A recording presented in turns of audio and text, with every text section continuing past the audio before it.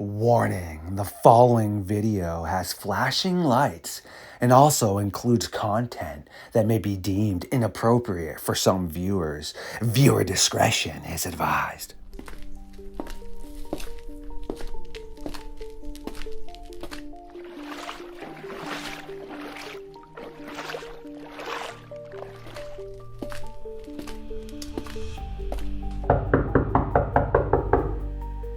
Small town monsters, yes, Heather and Aaron have once again found their way past my werewolf and Dogman guards and into the darkness of the Fox Den to link up with us for another episode of Midnight Lycanthropy here on LordeStarfox Radio. Yet I have some very delicious things to feed on that Heather and Aaron have brought me.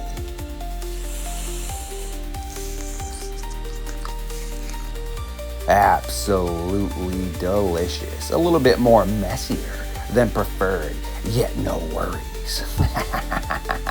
And now that I am fully revamped, recharged, and my shackles have been unlocked by Heather and Aaron, it is once again time for small town monsters and midnight lycanthropy to take a walk into the madness.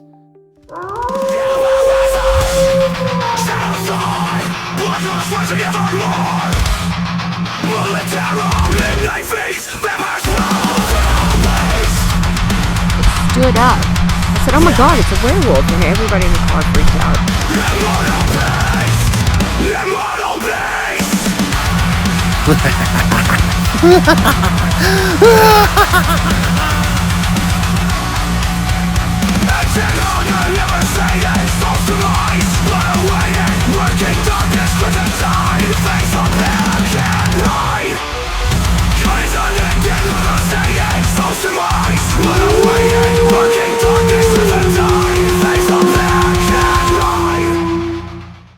My creatures of the night, once again you are tuning in to Midnight Lycanthropy on LordeStarfox Radio.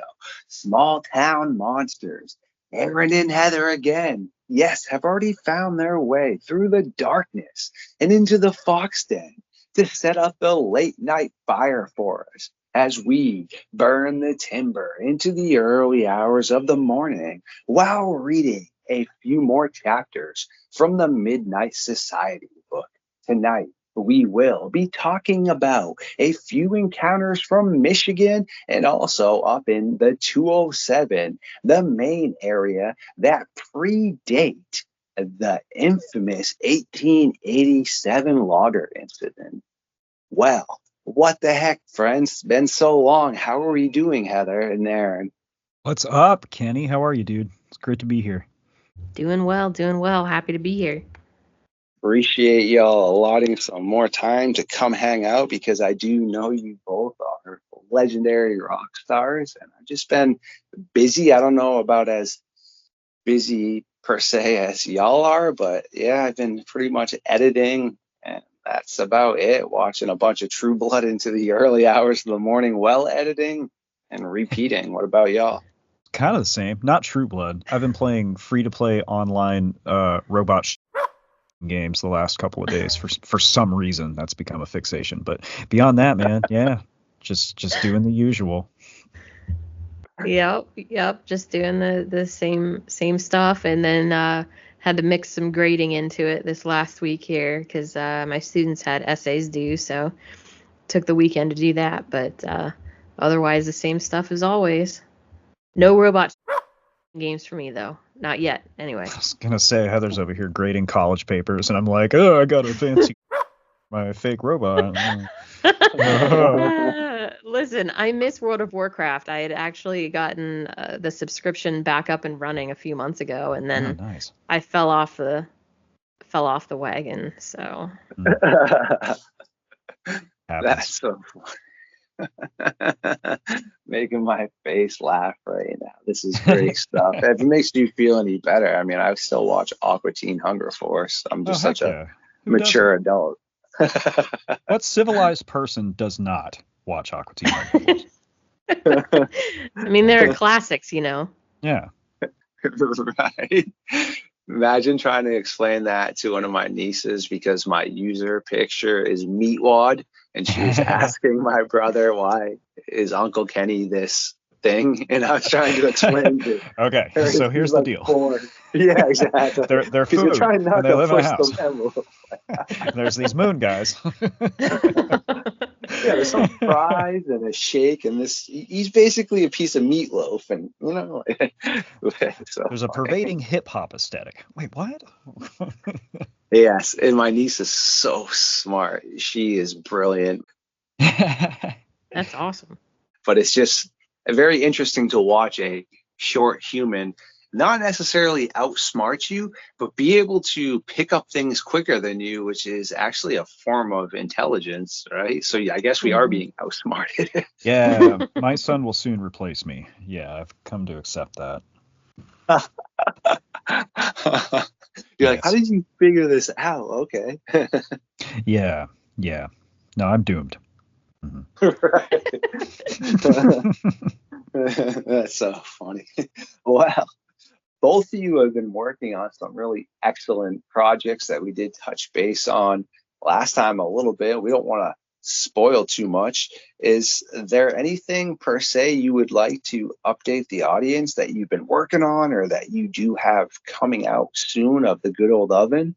Well, Heather Moser's podcast, The Lore You Know, has been revived for season 3. The season premiere aired not this past Monday, but the one before. And there's another episode coming this next Monday. And every other Monday after that for a while. So. Yeah, very excited about that. We've been recording those in bulk, really is what it's felt like. Recording a bunch at once, and we're good to go for a while. I'm pretty excited. Legendary stuff. I mean, I would expect nonetheless. And to the audience, make sure you are on the lookout for the absolutely epic thing Small Town Monsters will be churning out. As Aaron just said, he's working on a book.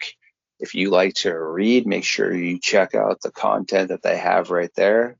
Epic stuff. If you like to watch mini documentaries or basically movies that are based on actual research and that they are not just spun out, make sure to check out Small Town Monsters over there as well. You can see their stuff on YouTube, Tubi, a bunch of different places. Make sure to give it the good old like, and you will see the description filled up with the links as well. Thanks, man. Yes, thank you. We appreciate that. Of course. I mean, if anyone's sitting here hanging out with us over here, they definitely are going to like what y'all are doing over there. And they obviously have already heard of you if they've heard of me. That's the way the good old cog in the machine works. I mean, y'all are part of my squad, my friends. So, yeah, I'm going to definitely try to always help you out as well and get your audience to grow and expand too. So, Thank you. Thank you. there is a probability here that you are going to definitely have been informed by these Michigan encounters, yet they do predate the good old logging ones. Figured I might shout them out to you while I have you on the phone now before we touch base in the main ones. Yeah. Yes, to the audience, I'm not going to say Michigan every time on these because we are in Michigan. I'm going to say the dates and the locations. We're going to then spin it back and forth between each other to see how we all feel, and we will move on to the next ones. How do you feel about that, Miss Heather and Aaron? Sounds good to me. I'll lock it. 1794. Jean Louise Battis is out with her family in their Nabodish guide. As the guide is leading the family up a ridge, the man stops and turns to point to an area of extremely dense thicket down near a stream before saying, "This is the home of the Loup-Garou." And this is, where is this again? Sorry, you probably told me that already. This specific encounter was just listed in Michigan. Keep in mind, it's 1794. So the fact that we even were able to hear this is pretty legendary. But yes, Brian, the guy you're going to be sitting and working with, both of y'all, he believes most likely it probably was the Upper Peninsula, because seemingly there tends to be more activity around that area. Yet that's the best we have. Pretty interesting, though, because a lot of people don't realize that the Blackfoot had an issue pronunciating the L, and that's how the Rougarou came amongst. Right. This is interesting. 1794 was right in the worst part of the French Revolution. I just had to look this up to make sure I was remembering it right. And I don't know that that's necessarily related, but the French lineage of the werewolf and the loup-garou is something I find very, very interesting. So, not being a historian, I can't comment on whether or not there's any kind of a connection, but that's a fact.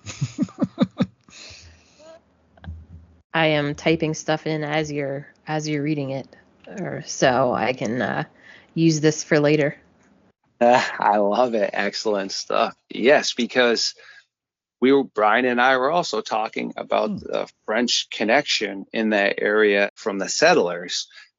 Did the French per se bring over this curse not meaningfully, yet was it hiding amongst them? I don't know. Very interesting stuff, though, because it's pointing right back to that French activity, right? In Michigan. Yeah. There was some pretty dramatic. I'll just be honest. I just searched 1794 in history, and there was some pretty dramatic stuff going on in New Orleans that year as well. There was a huge fire that destroyed over 200 buildings in the French Quarter, and the St. Louis Cathedral have actually been there. So also very strong French roots. I'm sure that's not related at all, but I always like to look at what's going on in history. You know, when these reports are coming up, like what else was happening at the time, I think. Yeah, that's absolutely important. 1794. Okay. Wexford County, Michigan is what I'm seeing. Ooh, I like that. That's right there. Yep, right in the heart of it. Mm-hmm. If this article's correct, I mean, I'll have to double check, but anyway, cool. That location sounds very correct to me in regards of other stuff in the future, even as of recently. So I'm actually going to put that up in there with a question mark. So thank you right back. Well, August 1857, Comstock, local resident Lucille Partridge reported seeing what looked to be an enormous, smoky gray, wolf-like creature standing up as if it was a man or human near her barn, consistently watching the cabin before, after being noticed, slowly turning around and walking away into the forest. At least it wasn't aggressive. I mean, that's one thing about this, that they're not talking about them attacking or anything like that. You're not getting a sense, even from that, the evil feeling, so to speak, that everybody talks about with Dogman is just there and then turned around and went about its business. Yeah, it tracks with other reports, you know, other areas as well. I'll try not to talk about Texas all night, but there are several reports within the the Dogman triangle that play out pretty much like that. They just involve kind of like raising to the bipedal stance if they're not already there, and just sort of slowly walking away, going about their business. Yeah. I find this interesting that they're just walking away. It's reminding me of some people that I've talked to fairly recently, where some people have described almost, of course, you have the evil feeling, you have them walking away, but then others where they seem almost like the creature itself seems nervous and scared, like, uh-oh, I've been seen. I shouldn't be able to be seen, which I find fascinating. Yeah, so that is an excellent acute observation as well. We get a ton of that here, meaning sometimes, yes, people claim they feel this scary aggression. Then other times, like you had just mentioned, and like the encounter we just spoke about, observational, and then almost being like, oops, yeah, I got to get out of here. Once being noticed, yeah. Not to per se that I think all these things are friendly and you should just go outside and feed them. I do still somewhere inside feel Sasquatch and Dogmen have something to do with the missing people that is occurring. Like we spoke about before, I do not fully blame either one of them. There's a ton of different things that are occurring, yet I don't really believe in coincidences and things that are posted as ironic. If people are missing in an area, unknown footprints, cave systems, vocalizations, strange pictures, old school reports, new school reports, I mean, it gets to a point where you can't really then write that off, right? Oh yeah. Yeah, I agree. And I think that's kind of been the impetus for me in this whole Dogman world, quote unquote, is that like once enough people who don't know each other and have never heard each other's stories are telling you the same thing, okay, well, at a certain point, there's something going on here. Even if half of them are fake, even if half of them are liars or insane or really, really drunk, and even if half of them are that, there's still something going on. There's a pattern there. Yeah. What do you think, Heather? I agree with Aaron on that. It's the same scenario that even if you, like Aaron said, you throw out half, you're still left with a lot that can't be explained. So where do we fit that? It's just, and it goes with something like Bigfoot as well. There's just so many people that are having these encounters, and they're so similar in multiple ways, and they don't know one another. To say that this just doesn't exist, I think is not quite fair. Yeah, like when it gets into, because you'll see stories online or you'll hear witnesses who are like, and I'm not taking a dig at anybody, but I'm just saying you'll hear people who are like, yeah, I saw Bigfoot and my neighbor saw him and oh, my cousin saw him 20 years ago, and you're like, wait, but all these people know each other, so independent witnesses adds another element, I think. Yeah. I couldn't agree more. And before we move on to this next one, it's just super odd as well. Why would that guide just randomly pick this super dense patch of forest to then stop and tell his group that?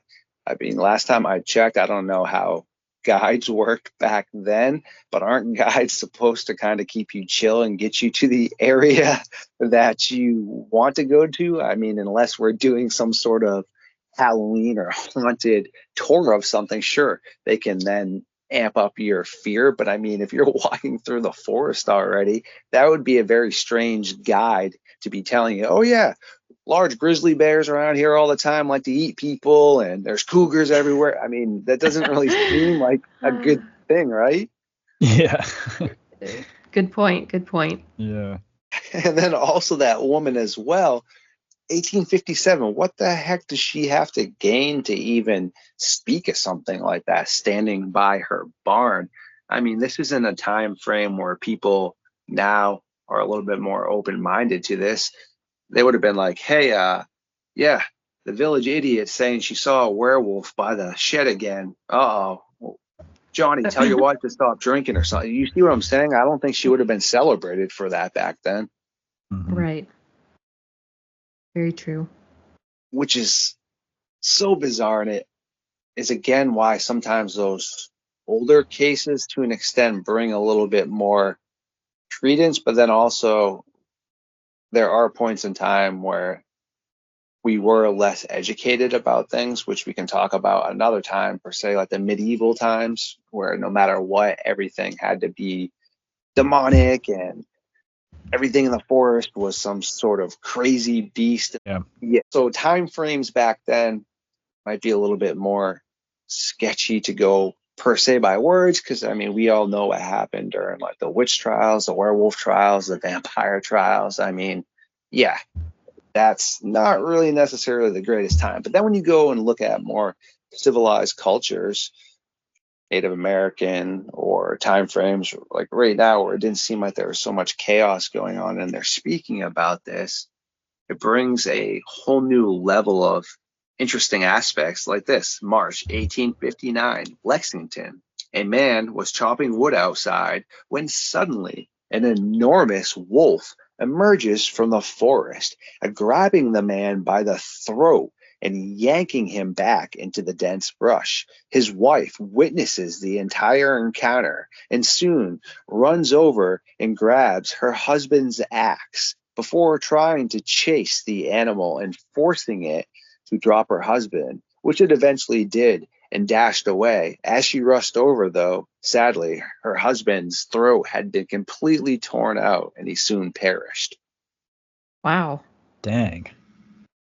See, that's interesting because that reminds me of La Bête de Gévaudan, the Beast of Gévaudan, which I had a friend who is a native French speaker teach me the right way to say it. So I'm very pretentious about that. But anyway, because that was kind of what typified that whole case. And I'm not of the opinion that, Gévaudan was a werewolf Dogman case. I think that gets mixed into the lore a lot because wolves were a pretty big problem for a long time in many parts of the world.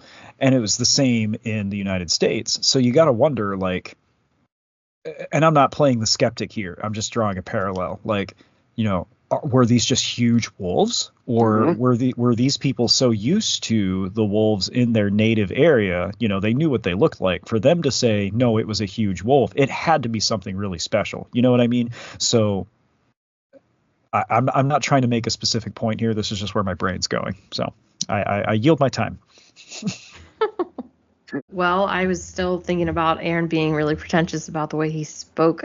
I thought that was great. You're like, I took time to learn this, and I'm going to say it properly from here on out. Yeah. I know it's super annoying when people just like, oh, I say it the proper way, but no, that's how they say it. But anyway, that's how they say it. It was proper. This description is particularly brutal. I mean, we went from the creatures just walking away to now a body being completely ruined. We're seeing a turning point into the viciousness of this creature. Yes, very true. And excellent stuff by both of you. Aaron, don't feel bad. I'm French, Thibodeau, right? But I can barely say anything. I can say en garde and Grey Poupon. Right?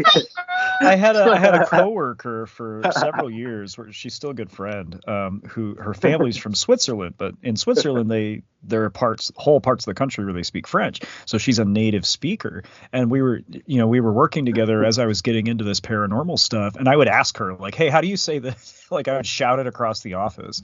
That was one of the things. That's so funny. I love it right here.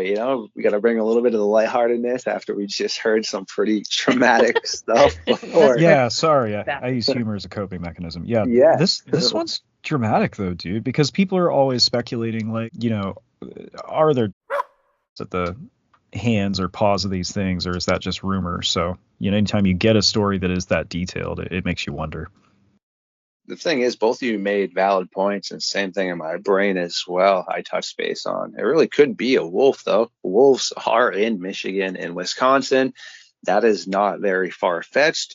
Obviously, back then, I don't know the exact time frame where we decided to try to eviscerate them, meaning when they started to probably fear humans more. It really all depends in the area. I read something recently where an environmentalist and biologist went to an area where wolves hadn't seen humans for a long time.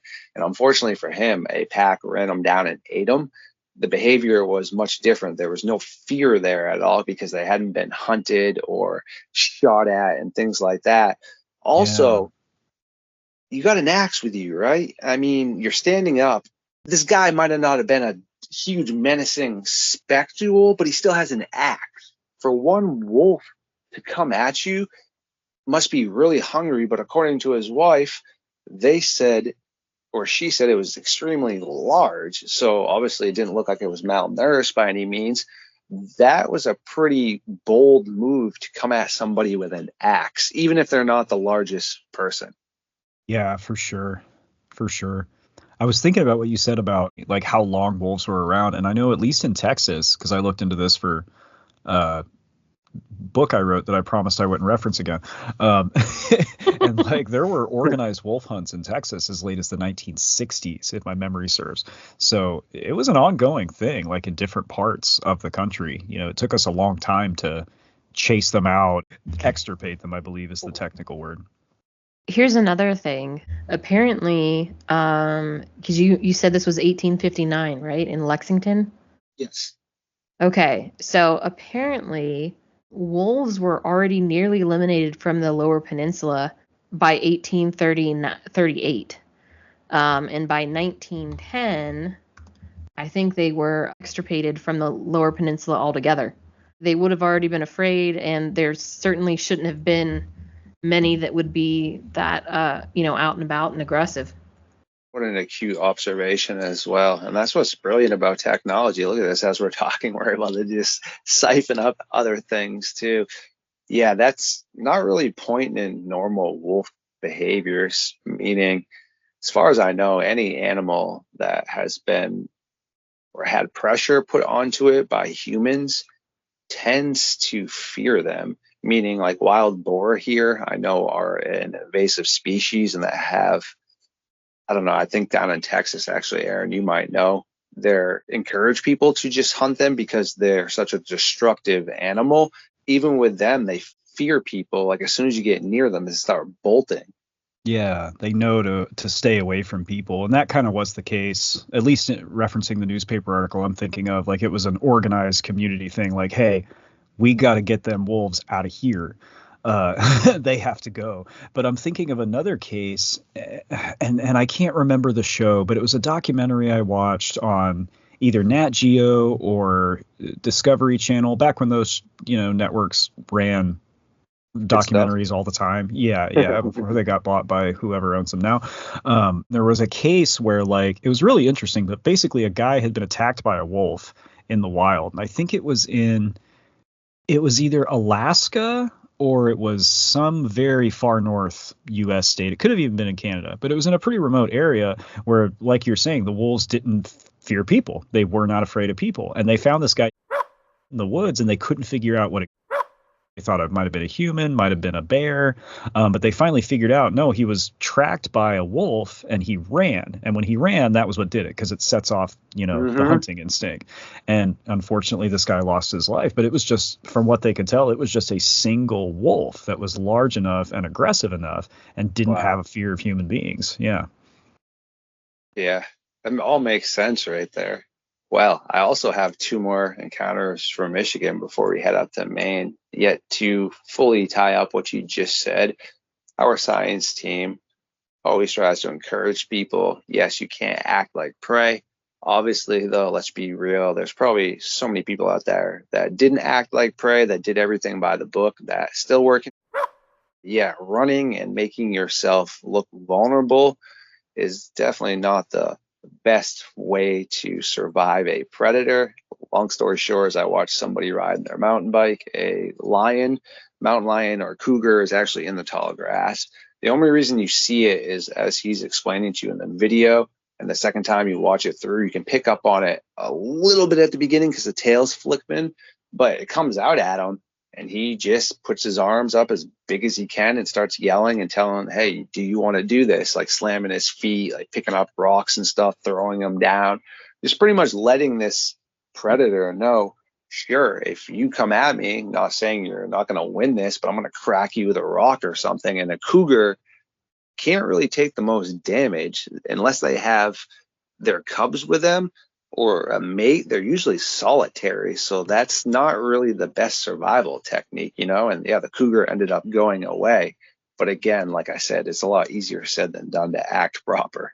Yeah, like people will ask me, what would you do if you had a Bigfoot or a Dogman encounter? And I'm always like, I don't know, man. I hope I wouldn't run, because if I ran, I'm pretty sure that's the end for me. But you just cry, Yeah, this is it, this is just where it ends. Roll over on my back like dogs do when they're being submissive. It's cool. It's all right. It'd be like the Boston Bruins this year. Just show it that belly. No, don't do that, right? Brutal. All right. We got 1868. Ludington, Katie Flynn suddenly vanishes from her tent at her father's remote lumber camp in a dense part of the forest. After frantically searching, Mr. Flynn is unable to successfully find his daughter Katie. Out of sheer luck, two hunters have stumbled upon the frantic man searching for his daughter and have offered their assistance. Searching the surrounding areas, the men eventually heard the girl's feeble cries coming from a dense patch of brush up ahead. As the three men approached the brush, a giant wolf-like creature bursts out and heads towards the river at high speeds and off into the distant horizon. Inside this dense brush, they find the girl, who later, upon returning to camp, told her father and the two men that Mr. Wolf would not let me leave. The little girl said the creature had fed her berries, but also had gotten extremely angry when she said she wanted to go home, proceeding to rip her hat off her head while she was wearing it and eat it. Whoa. Wait, what year is this? Sorry, I know you said it, but 1868. 1868. That's wild. Whoa. So many of these from the 1800s. That's interesting. You know? Because a lot of times with these, it's like you'll get, oh, yeah, there was a rumor. And then here's a report from the 70s. You know what I mean? Like, like I'm thinking of the Defiance werewolf specifically, because a lot of the reading you do on that, they'll say, oh, there are rumors that this creature had been in the area for years, but you can't find any reports. You can't find any stories. It's just like whatever story made headlines, and that's what kicks it all off. But this one, you know, there's multiple stories from the 1800s. It's messing with me. I'm thinking that this is a wild story, and the fact that she discusses how it fed her, it was willing to feed her and take care of her, shows an entirely different side to this creature than what we normally talk about. Right? And I just got the good old goosebumps because I've said this before. What if it's something pretty sinister going on? You know how on holidays and things we season up our chicken and turkeys, we put berries in there, right? No. What if There's it was fattening doing her like up. a Hansel and Gretel? Yes, because I've heard it in a couple more cases too. Because why did it flip out at her and rip her hat off when she got upset, you know? Right. Yeah. Oh. All right. That's fair. That's true. It kind of hints at like a level of intellectual sadisticness. Yeah, like there's a level of intelligence there that goes further, you know, than a dog or a wolf or even a particularly smart wolf. Like I've had some smart dogs, but they didn't have that kind of future planning. You know what I mean? Like they've done studies on how animals have difficulty thinking in the abstract. Like that's why when you leave, your dog freaks out because as far as your dog is concerned, that's reality now. You're gone. So like, Right. you know, the idea of a canine or something that presents itself as a canine planning that far ahead, you know what I mean? That's interesting. Wow.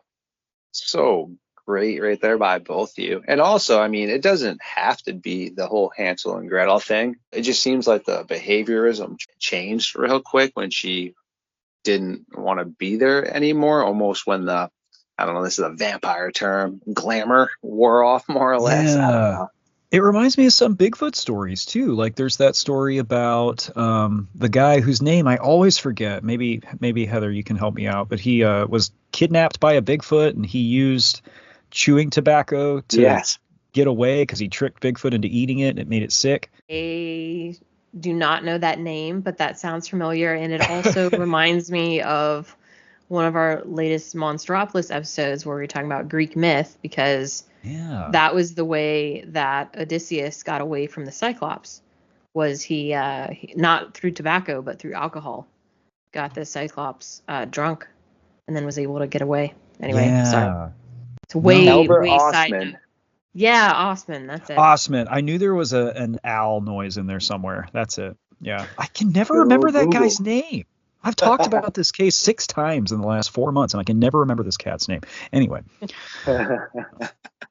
Well, no, it's just really so bizarre, all of this stuff, like you said, too. I mean, who knows if they ever would have let him go. I mean, I don't know. It's just straight up bizarre. And this next one, before we head up to Maine and then let both of you legends get back to things you need to attend to, I am probably going to really screw this one up.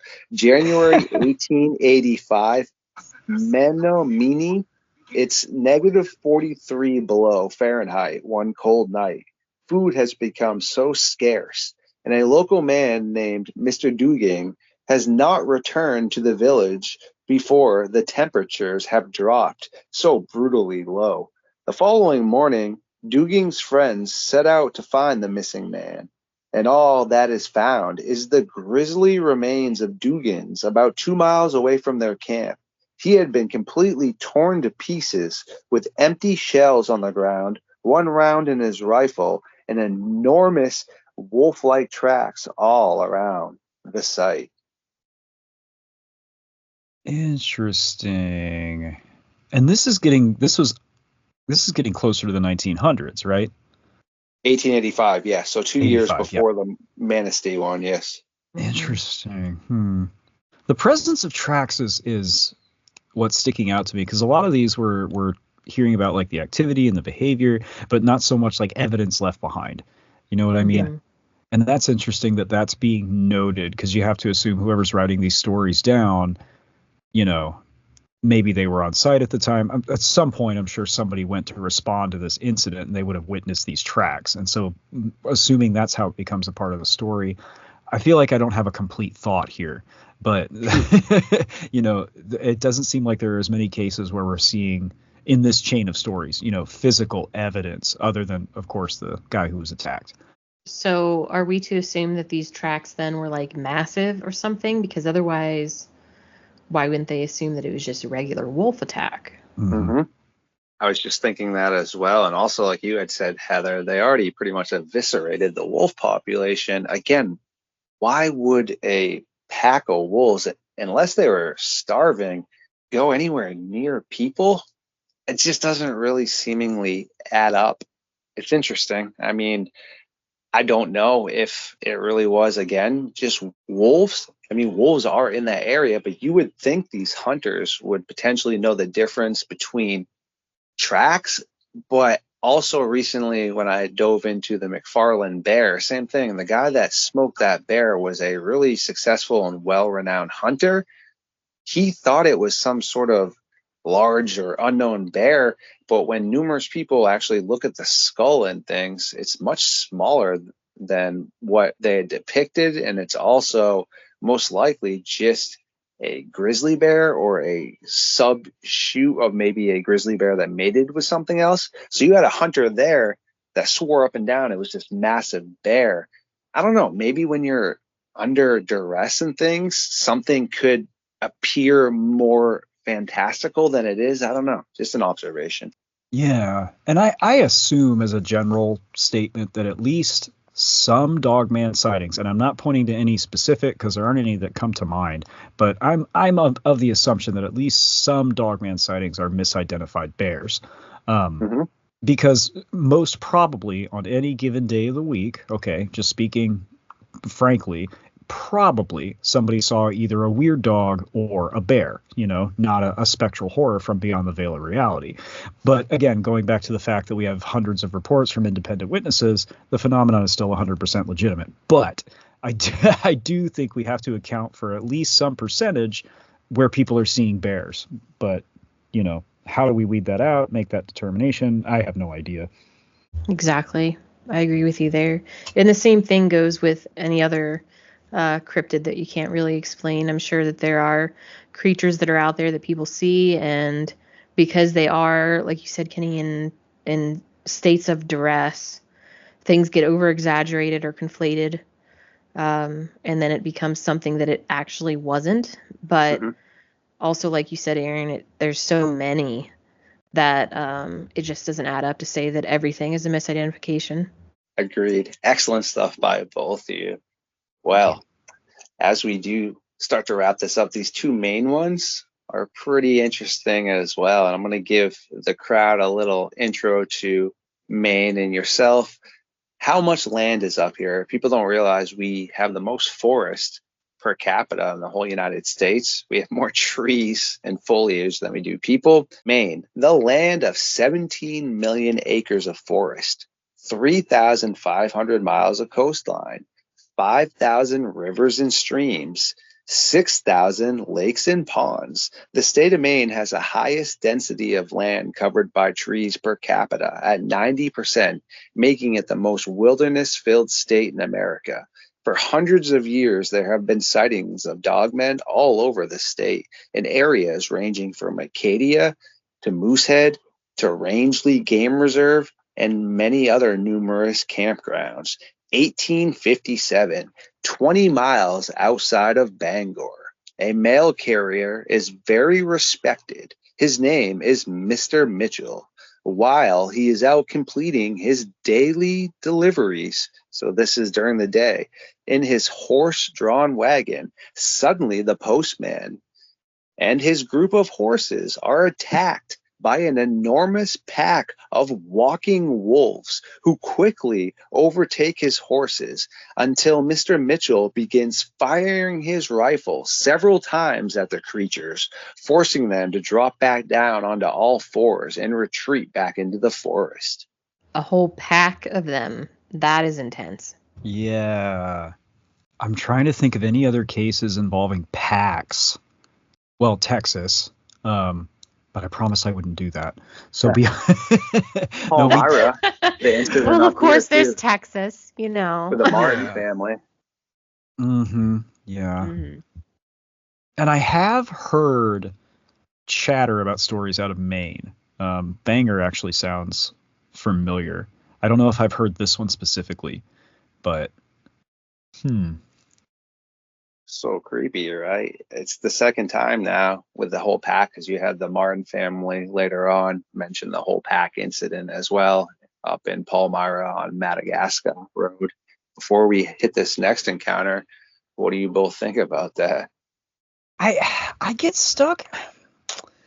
I mean, I'm stuck all the time, but like the pack thing is interesting because that's what we expect from dogs. That's what we expect from wolves. You know, we anticipate that they will move in groups and that's just how they act because that's what they do.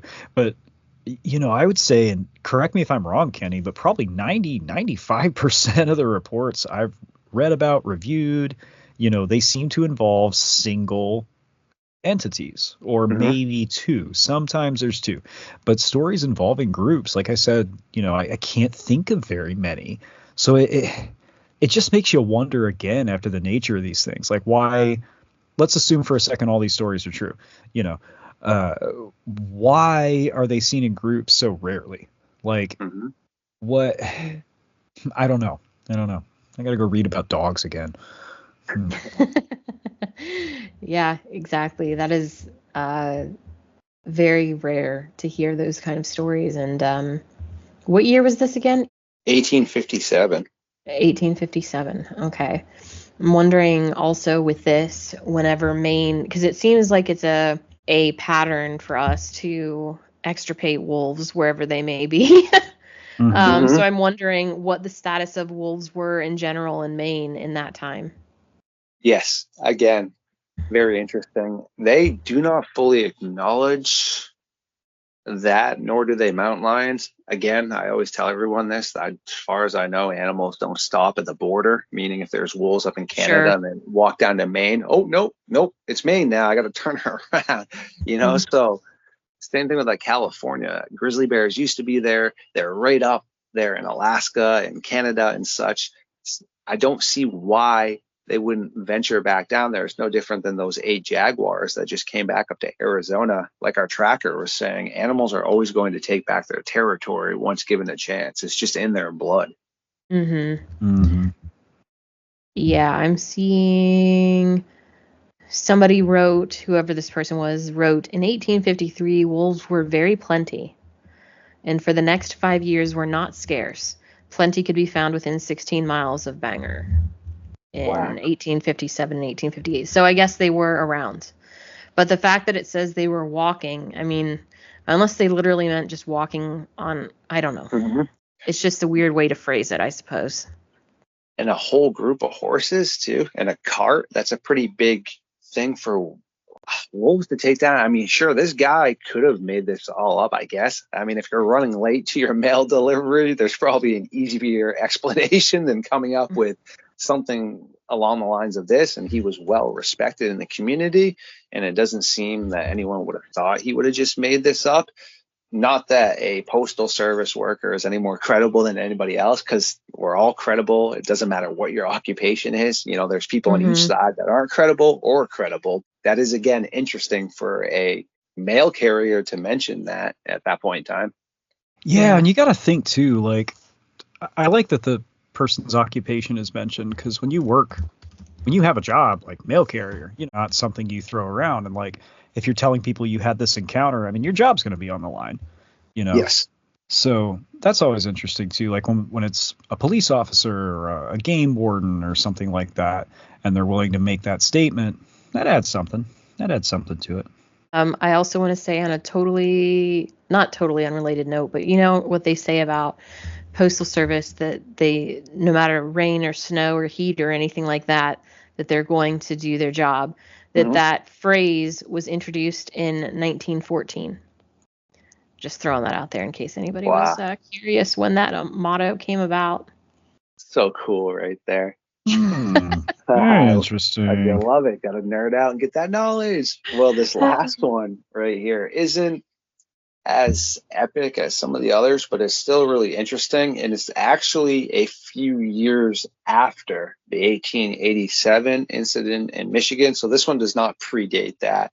But we have July 1906, Lewiston. And that's actually the area I was previously mentioning. That is a French area where a bunch of the French Canadian and also the French came in and set up spots there.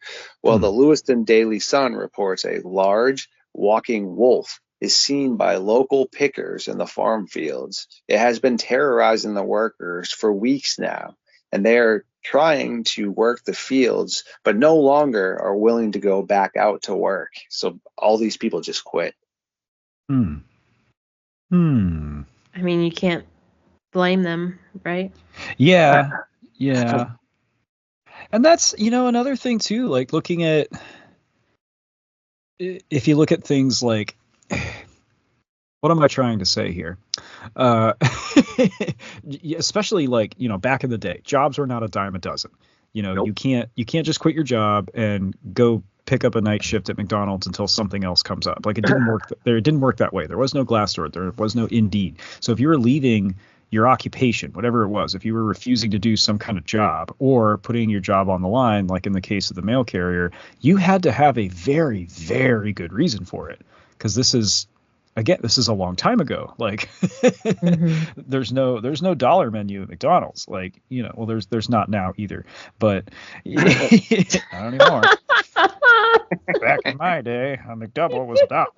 But you know, like that to me adds weight to these stories when it involves people encountering these things in the course of their occupation, and then it changes their lives somehow, or even if they just go on record about it, because that meant different things, you know, a long time ago than it does now. Not the most eloquent sentence I've ever put together, but I think I made the point. You did. Thank you. That is so excellent right there. Well, Heather, before we do start to wrap this up, how do you feel about that?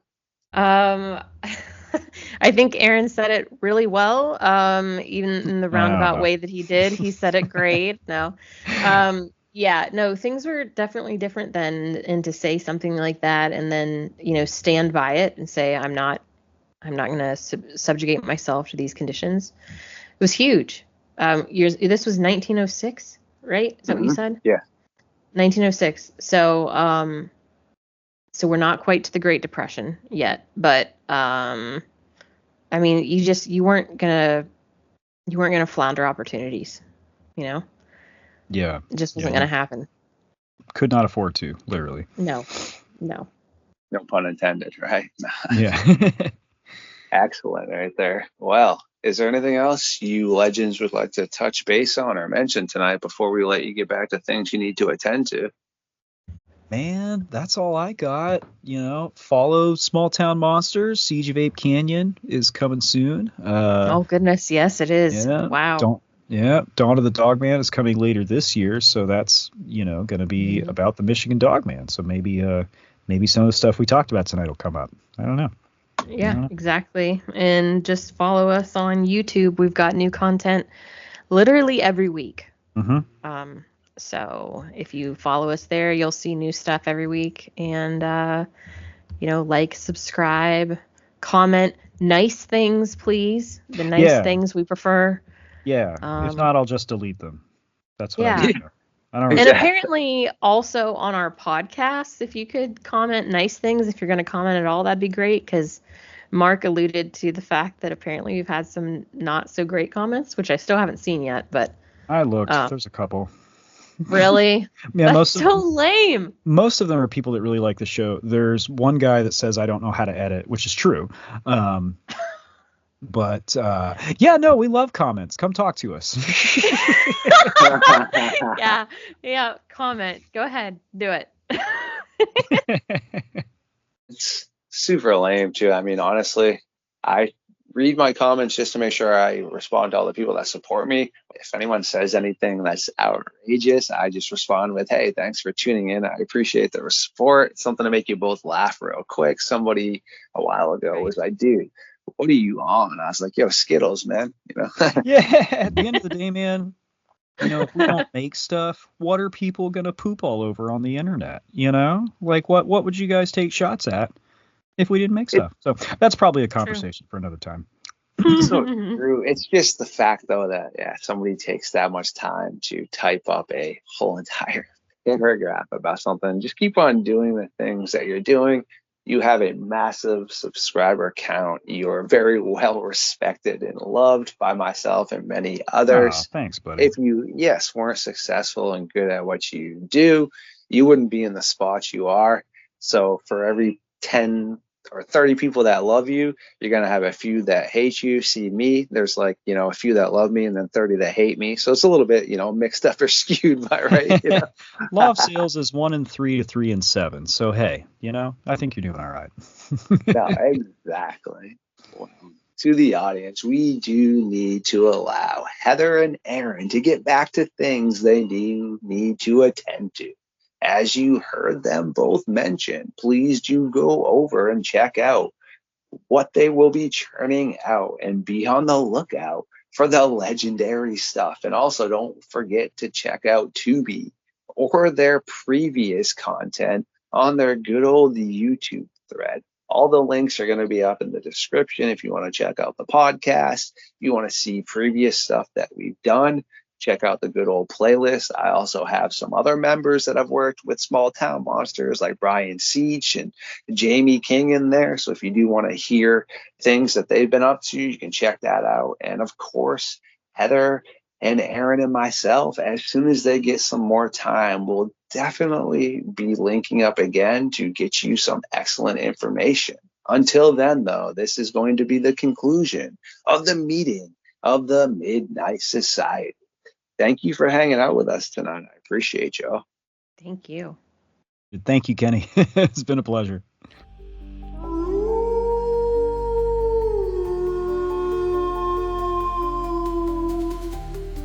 Oh, my creatures of the night. I do adore every single one of you. And thank you for hanging out with us. Please like, comment, subscribe, share the truth to the algorithm, and we will catch you very soon.